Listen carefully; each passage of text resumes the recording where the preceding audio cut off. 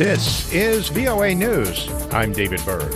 Officials in southern Afghanistan say a bomb explosion Saturday killed a senior military commander and wounded at least 3 other people, including a local journalist.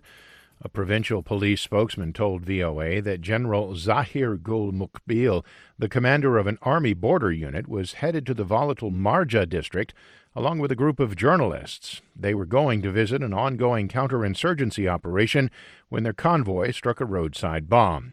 The Taliban took responsibility for the bombing in Helmand province, where most of the districts are either controlled or influenced by the insurgent group. Separately, an apparent drone attack in the southeastern part of the country is said to have killed at least 6 civilians.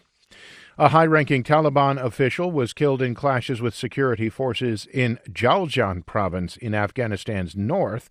A provincial government spokesman told Radio Free Europe Radio Liberty that Qari Nuruddin and his 4 bodyguards were killed in the district of Mengajik, where the militant group has a strong presence.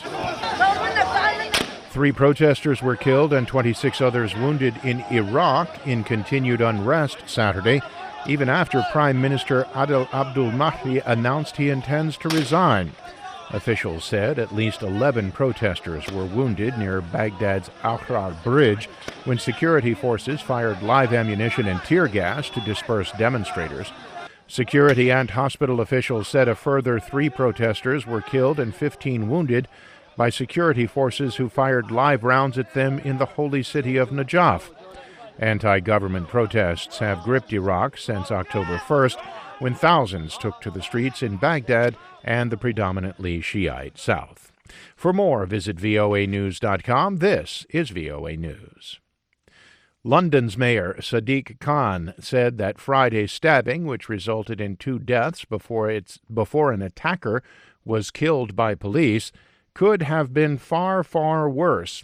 As Reuters' Emer McCarthy reports, Khan praised first responders during his Saturday visit to the control center of the London Ambulance Service. Mayor of London Sadiq Khan praised emergency workers in the aftermath of Friday's stabbing attack at London Bridge, saying the incident could have been far, far worse had it not been for their swift operation while visiting the city's ambulance service on Saturday. And when the operation was called place, it became a major incident. You had teams there very quickly, a control room set up, because it could have been far, far worse. And it gives me confidence that we're doing all that we can to keep our city safe. Prime Minister Boris Johnson has said sentencing rules need to be toughened up in light of the incident, after it was revealed that attacker Usman Khan had previously been convicted of terrorism offences but freed early from jail. That's Emer McCarthy of Reuters. Meanwhile, Dutch police said they had arrested a 35-year-old man suspected of stabbing 3 teenagers on a street in The Hague Friday.